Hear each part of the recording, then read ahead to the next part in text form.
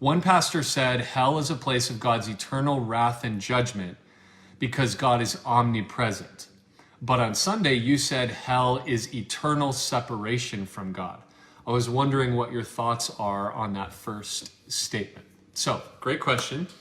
God, let me start with this. Psalm 139, God is omnipresent. So part of just who God is he is everywhere always. Mm-hmm.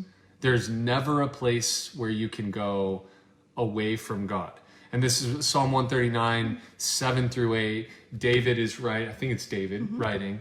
And he says, where can I go from your presence? If I go to the heavens, you're there. If I go down to Sheol, the place of death, you are there. Okay?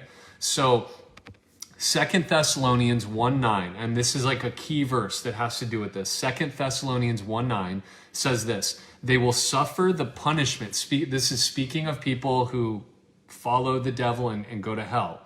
Okay. 2 Thessalonians 1:9 says they will suffer the punishment of eternal destruction away from the presence of the Lord and from the glory of his might.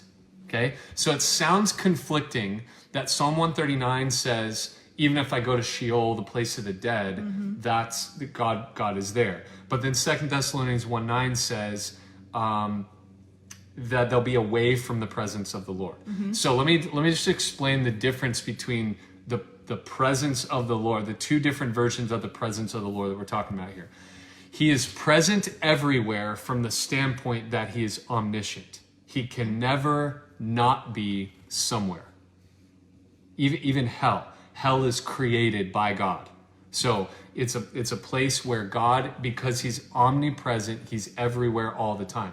But he's absent from hell from the standpoint that in hell, there is no relationship, blessing, or communication with God. Yeah. So think about it from this standpoint. When Jesus was on the cross and he said, my God, why have you forsaken me?